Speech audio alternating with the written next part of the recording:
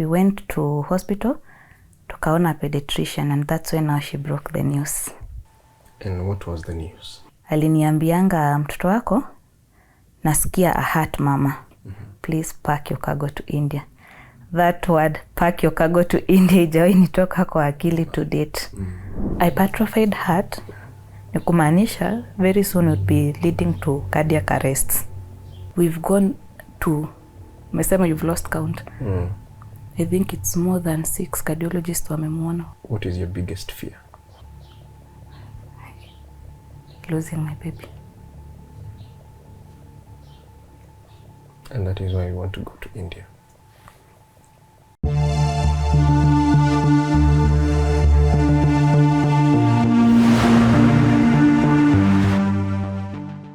Hamjambo, Tuko family. How are you doing? My name is Kingori Wangeshi na hii ni episode nyingine ya My Story. Na wiki hii ama wakati huu tuko kaunti ya Kiambu, Thika, estate inaitwa Kameno. Na leo tuko na story ya kijana mdogo anaitwa Chris Jabali, mwaka 1 na miezi 4. Sasa mtoto tutaongea na yeye aje? Of course tutaongea na mamake, atueleze challenges ama struggles wanazopitia mtoto akiwa na condition ya roho. Wacha tusikie zaidi kutoka kwao.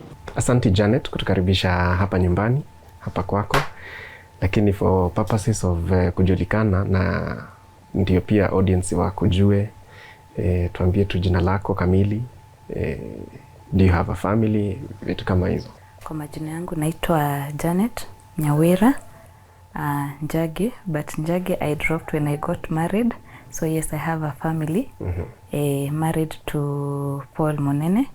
Na tumebarikiwa na mtoto mmoja anaitwa Chris Jabali. Sasa nimeingia kwa nyumba, kitu ya kwanza kuona ni picha. When did you get married? We wedded amidst COVID. Ile wakati ilikuwa imechacha kabisa. 21st November 2020. Unafanya kazi? I am working in a pharmaceutical company huko Thika. Sasa tumekuja hapa kwa sababu tumeona appeal yako online.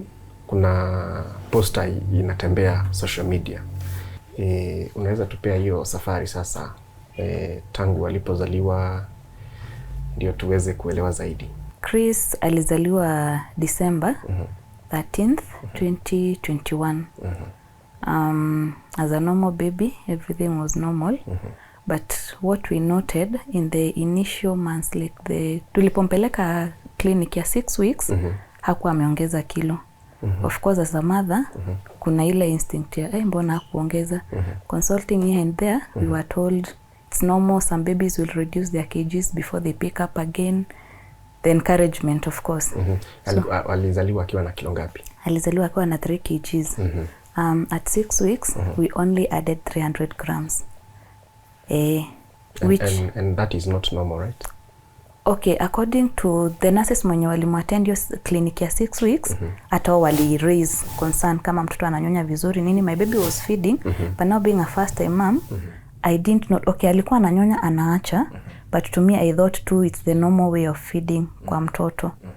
But so when they asked me, niliwaambia ananyonya vizuri according to me, but now later nimekuja kulearn that zinaitwa rest cycles aki breastfeed, cause aki breastfeed anachoka. That I didn't know then, nimekuja kujua saa hii. So mimi nilisema ananyonya vizuri, but they raised a concern. Unafikiria ni kushiba ameshiba? So 300 grams, she was like, apana, mtoto, something is not right.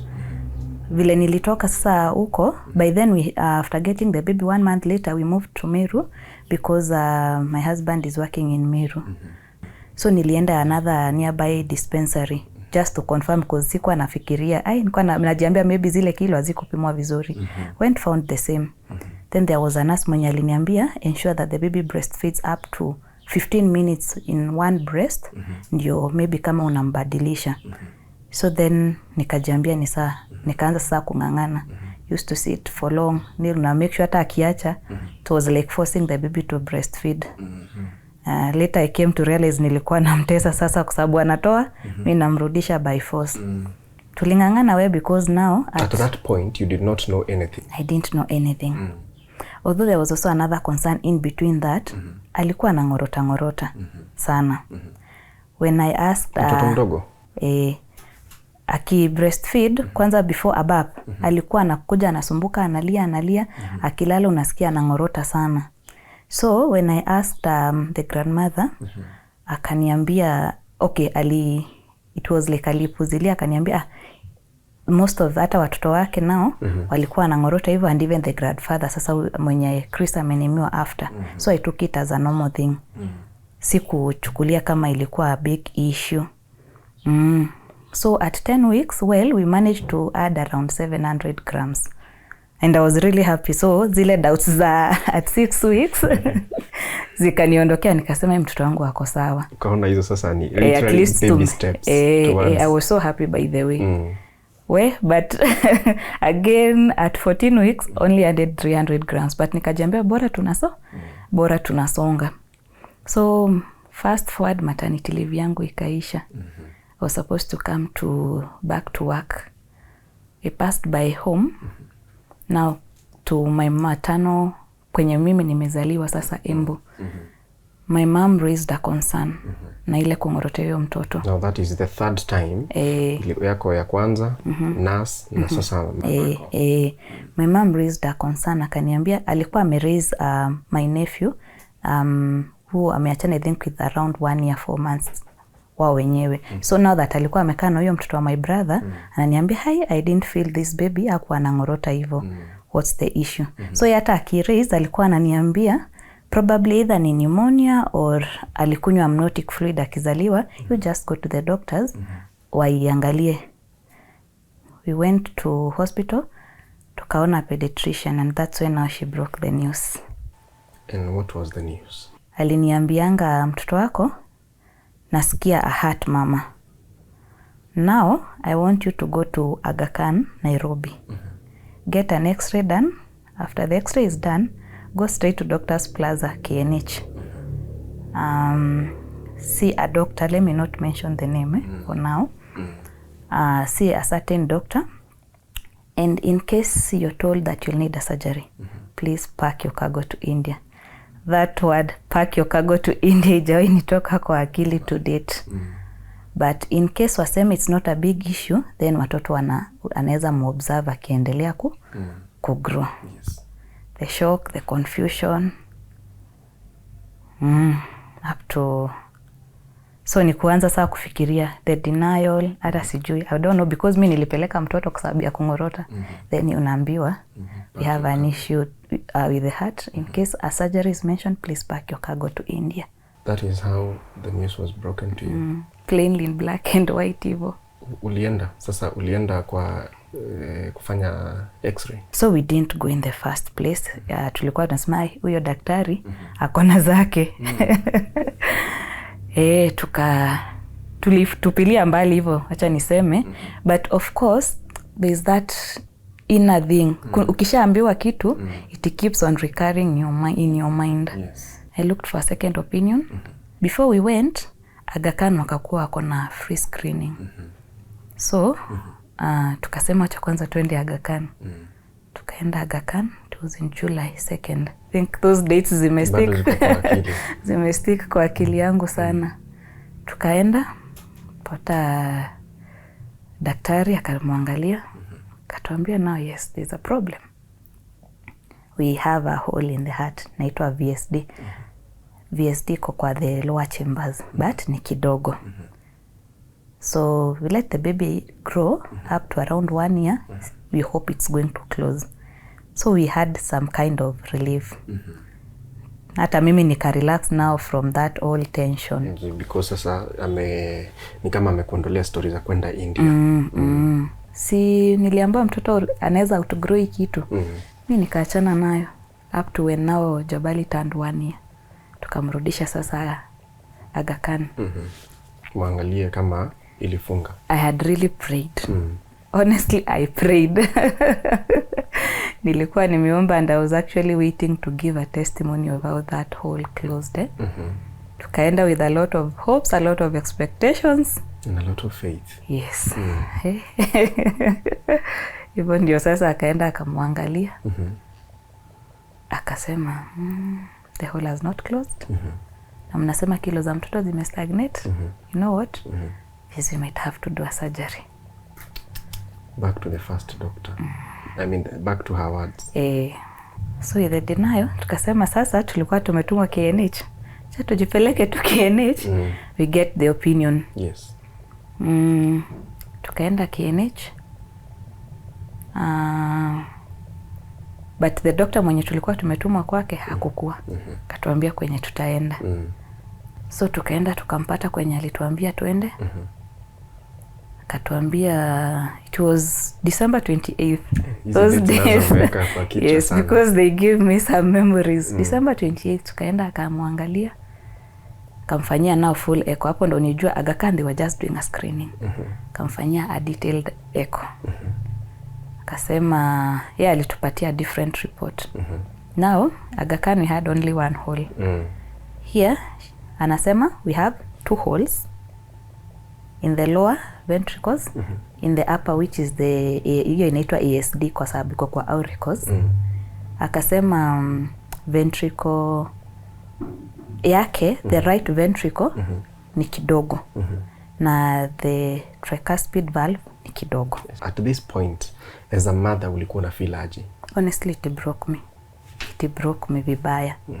Kwa sababu sasa mimi nikigonjeka nikisikia hiyo ni homa inakuja mbio ninaenda nachukua cetirizine.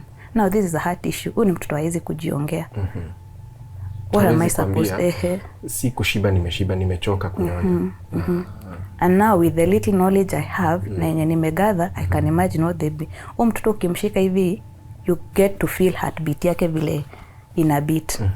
So it used to break me na shanga, what am I subjecting to this baby? You know how you pant ukishakimbia? That is how hati yake, that's now the normal life ya huyo mtoto.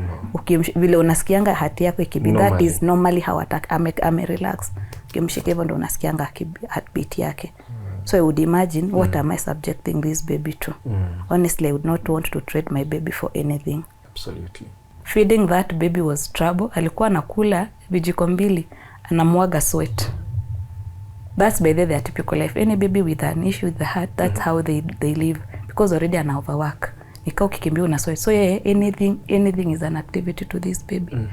Wow. So that trouble, kasema ni sawa, let me do what I have to do to get to see what we can have with the baby. But still, also me, niko na ile sasa shida ya niko na first doctor, niko na second doctor. 2 different opinions. Yes. Na ni kama zinaongezeka. Going through this, a lot of things have been going to my mind. Kuanza kutafuta help groups. I come across, there's an NGO, Care for a Child's Heart. I come across it and one day wanasema they have got a chance for doing a closed heart surgery. So quickly, I apply, nikaambia, yes, I have my baby ne, anaweza treatwa na hiyo closed heart surgery. Wakaniambia nipeleke mtoto. Of course, no doctor will treat without their initial diagnosis.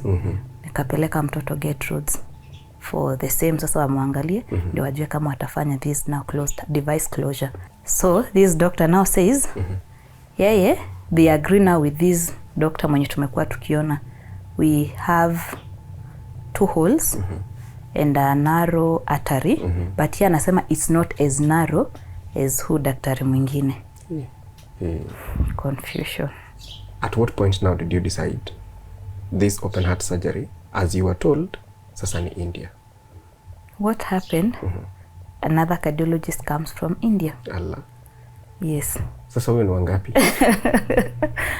Mbio sisi tena. Tupeleke mtoto tusikie opinion. And now these people coming from India, at least kuna ile we've had nini mambo ya medicine in India, at least ni watu wenye tunajua wako level yao, acha tuseme hivyo. So he took the baby. Kaangalia mtoto akasema the same thing. 2 holes and a narrow artery. So at least at this point now we are getting to come, at least we have a diagnosis. 3 now doctors saying that we have the 2 holes and a narrow artery. According to him, treatment plan ya mtoto is an open heart surgery. Why? He needs to close these 2 holes and now balloon the artery, and he says age yake na size yake atakuwa anaumiza huyo mtoto sana, putting 3 devices. So at this point I think now tulibidi tukubali an open heart surgery, it is. Now tukaamua it is this, and now the doctor from India says for him you would want a more time for aftercare with this baby if he has to treat this baby, so hawezi mfanyia Kenya. He would opt for we go to India for the sake of the aftercare. And again, because now pressure zake za right ventricle zinakuanga a bit high. Remember the second time vile tulienda for review, this now doctor he opened up and saying, you people, you know, we were at the level of heart failures, only that sikutaka kuwashtua. But now with the medication alikuwa amempatia, at least we had improved greatly. Wow. Now remember the doctor who mentioned and said, ukiambua open heart surgery, please pack your cargo to India. That was the first one. The very, very first one. Now this was even a pediatrician, was not a cardiologist. Lakini there could be a reason why she was saying so. It's not like, we can have open heart surgeries done in Kenya, but there's a reason probably alikuwa anasema hivyo. So did you go to Kenyatta after the doctor advised you? Vile alisema hivyo nao, queuing ya Kenyatta ndio ilikuwa ngumu. At this point, I'm working. Nimekuambia tumeona madaktari wote. So what happens in my workplace? You've gone for so many leave days. We are in April right now. Nimeenda a lot of leave days, and now, being that my baby has an issue does not exempt me from having other normal issues that would want me to go out of work. This baby akona recurrent coughs and colds because of the same, maybe most of the babies when you're kona an issue ya heart, utapata akona hizo recurrent. So akigonjeka, this is not the heart issue now, this is a cough. You have to take this baby to hospital. Unaomba ruhusa. So at this point nimeomba ruhusa to a point of any time I go, please tujazie to an unpaid leave. Ile pesa kidogo yenye napata bado inashuka kabisa. Lakini and this baby will need now to eat well. This baby will need these medications zenye nakwambia they are quite expensive. In case we hear an echo somewhere, we won't take this baby. So queues za Kenyatta at this point tulisikia tutaweza kurudi tena Kenyatta. And again now nimeenda Kenyatta nikaambiwa in most madaktari they are not si wengi Kenya. So ukienda either a booking yenye utapatiwa a certain date before uende umuone. And now maybe I didn't mention something. My baby right now is 1 year 4 months. Activity yake inaendelea kupanda, so inamputa at a risk of kukua at cardiac attack. This doctor from India was saying an early intervention would be better because he's super active. Despite kuwa na hiyo shida, activity yake iko juu, is very active. So you inaweza fanya nini? Currently his heart is hypertrophied na side moja imekuwa kubwa. Why? Because of that overworking. So the more we stay, if I now go back and say let me go start with the Kenyatta, unless I have a direct link there, mwenye atakuja niambie check, do an echo, let's get into theater. Walikupea duration kama the first time now, because we knew that the echoes are quite expensive. I remember there was one time nilikuwa nimefanywa booking as a referral, and I think it was around 3 months, because by then time we were booking ilikuwa June. The earliest nilipatiwa booking was in September. Booking now hii ni aende aonekane na daktari, si surgery. So kama ni surgery it's like another 3 months. Of course now this is unaenda kuona daktari, na ukienda uone daktari, si kwa madaktari wote like ni atakwambia let me observe the baby maybe for a month or so before sasa aseme maybe now get to surgery. Now you can imagine this is kuona daktari 3 months. How long will it take for you ndio sasa tupate kuingia sasa kufanya nini? Surgery. So that na mtoto bado anaendelea kugrow, na sasa already heart yake imeshaanza kukua kubwa kwa sababu ya hiyo activity. So at this point allow me to ask you, what is your biggest fear? Losing my baby. And that is why you want to go to India. It's okay. So if you don't go to India, that is likely to happen. Hypertrophied heart ni kumaanisha very soon would be leading to cardiac arrests. moving forward, chances are hata overwork for so long utafika mahali uchoke. Yeah. So as we continue to grow, we may not say that it's today or tomorrow, but high likelihood. I don't know the duration, honestly I can't say, but if we don't get an intervention for this baby, or if it delays for so much, it means maybe by the time probably we are getting an intervention, kuna some parts of his heart zenye tutakuwa tumedamage. So we'll be putting this baby to a permanent damage of the heart, either under medication ama ekwe some devices. And again, mtoto haongezi kilo. We've not added weight for almost 7 months now. So ako na kilo ngapi? Right now we are at 7.7. 7.7? Yes, at 1 year 4 months. May not look so badly off, but now looking that it's for the 7 months, meaning something is going on uko ndani. We may not be seeing it because the baby is bubbly. How? Hata daktari wake alitulizanga, how is this baby surviving? I would only say it's by the grace of God. Hata mimi nimemwona, he is very active. I thank God because at least his feeding has improved.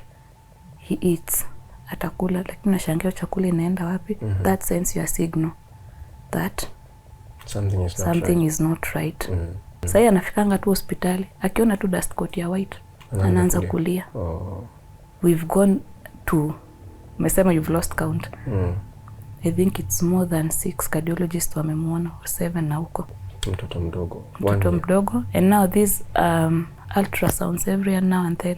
We don't know what would be the long-term effects of every now and then anaekwa kwa the ultrasounds. We might be told they are safe, but as a parent. So what's the cost yenye inahitajika? The treatment cost for the open heart surgery would range between 1.5 to 1.8, 1.9 million. Then now we'll have to the flights and probably accommodation. Yes. The same prices have been quoted in 2 hospitals.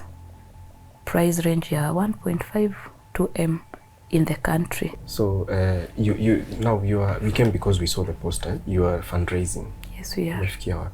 We still have a long way to go. Currently we've raised around 350,000. The doctor had said at least it would be good if we have this intervention by the time this baby is turning 1.5 years. We now have only 2 months to go. Actually it would be 1.5 because ako 1.4 na some weeks. So we have like 1.5 months to go. And I don't know, but now it would be past that 1.5 mark. Well, we'll still have to do it. Hapa hakuna shortcut. Lakini ni ile kama mama, if I would get it done within that timeline, I would be happy. Okay. Ndio pia niache kuona mtoto akistrain.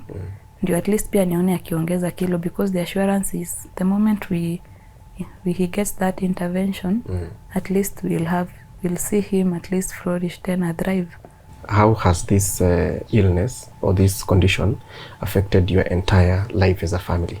One day you're well, one day you're celebrating and praying for a baby, the next time you're here, yes, with a baby, and have to run here and there looking for his treatment. But despite all this,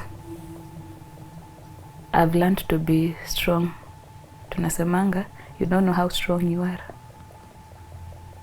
until when you're called to be strong. That is what we've had to do. We have had to be strong for this baby.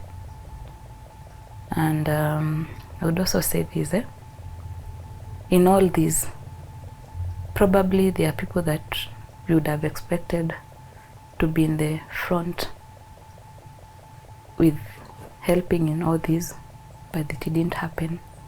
Waswahili wanasema umdhanie ndiye siye, umdhanie siye ndiye. So that's where we are right now as a family. But all in all, I believe it happens for a reason. We take situations differently. we react differently to situations, so we cannot blame anybody. Those that are able to stand with us, tunawashukuru. Those that are not able for different reasons, we still will soldier on when this is all done, because I believe that one day, which is soon, Chris' story is going to change. So do you have a pay bill? Yes, we do. Okay. Unaweza ipeana na namba yako ya simu? Our pay bill is 6302121. The account name is Jabali. My phone number is 0722429876. Jina yenye iko registered kwa hiyo namba? Janet Nyawira Njagi. How have you been coping up with the condition as a father, as a parent? Let me say, at the first time, the denial was very high. Could not accept that it's really what you are being told. Yeah, so you first say, no, my baby is okay, it's looking good, he has been growing, ananyonya, so you expect him to continue doing well. So here and there, checkups, waiting to see someone to tell you your baby is okay, but unfortunately all the people that we have seen have said, let us check this baby, and having seen at least 6 cardiologists who are known to be one of the best in the country, and even having seen one from India, I think we came to that point of, okay, the baby is not fine, he has not been adding kilos for 7 months now, so yeah, we just accept that it needs intervention. Yeah, so it has been very hard to accept that you've met yourself in a situation where your baby has to undergo some surgery and be corrected, something that was very unseen. Yeah, not so near to our thoughts. Yeah. Please talk to the people who are watching and tell them, express how you feel and how you'd want them to help you. Having been in the state where we are, we cannot be able to actually raise that money within our available resources. Yeah, it has been hard. Even those seeing those doctors, it has been a hard one for us. So I just request anyone that is seeing this story that any way you can be able to reach out for baby Jabali. That's just our request, because the journey we have been working with this baby since now, you see, for the first month, at least he was adding kilos, was giving us some hope and that all is going well. But now since the 9th month, and now he's 1 year 4 months, those are 7 months down the line, and the baby is just the same kilos. I think it's not easy. So just request that if possible, we have been getting responses from different people. We are not yet there, so if we can reach out to us and the baby will be okay, and give him a better chance in life, because at that year now the doctors say he's at risk, and we are hoping that the intervention will be done early enough to save his life, so that we may not encounter a bad ordeal. Tupe namba yako na utuambie ile jina iko registered kwake. 0718018081. Registered name is Paul Munene Kinugu. Tuko family, we usually say that your network is your net worth. And as a family, we have gotten another member whom we need to stand with, baby Jabali, and his family or his parents. We may not have the money, but we have networks.